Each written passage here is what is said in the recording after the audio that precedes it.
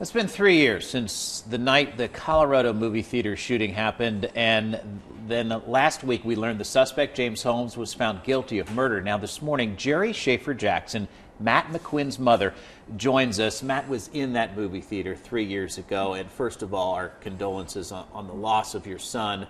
What has it been like for you over the 3 years, and how do you get over the hump, and how do you persevere through this?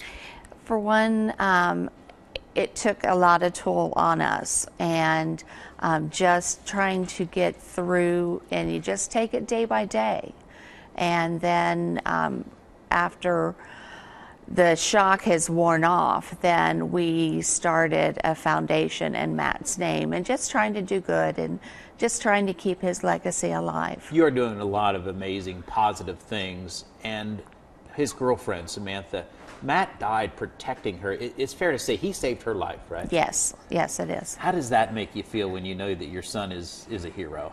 It makes me proud. I said I miss him every day, but he made his mama proud.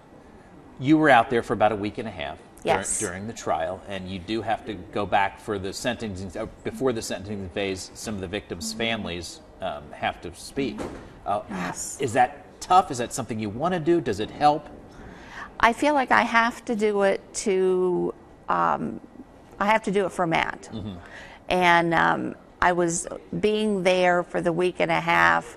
I was able to be in the courtroom with the suspect. So I think being there on the witness stand with him sitting there, I think that's going to make it a little bit easier.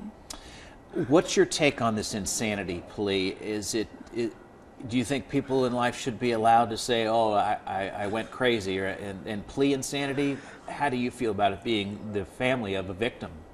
As far as our situation is concerned, there was just too much planning. Mm-hmm. He had planned for at least 2.5 months before he carried it out. So if he could take that meticulous steps, then I don't see how he could be insane. Moving forward, it's the death penalty or life in prison without parole. Right. Do you have a thought or a preference on which one? I don't really have a preference on which one. My main concern was that he be found guilty and that he not be able to walk the streets and hurt somebody else. How much of a relief was it when you heard that guilty verdict? There was a very emotional day out there. I know you had since come back before the verdict was released, but how much of an emotional relief was that? It was a huge relief.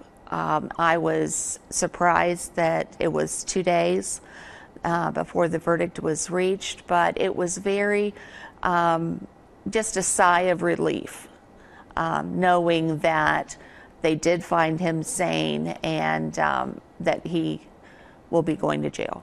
The important thing in all of this is that Matt was such a great kid. Yeah, you know, that's what you keep getting the word out on that. So there's a little bit of a silver lining here. And thank you so much for sharing your thoughts and your experiences. Welcome. Wish you the best moving forward.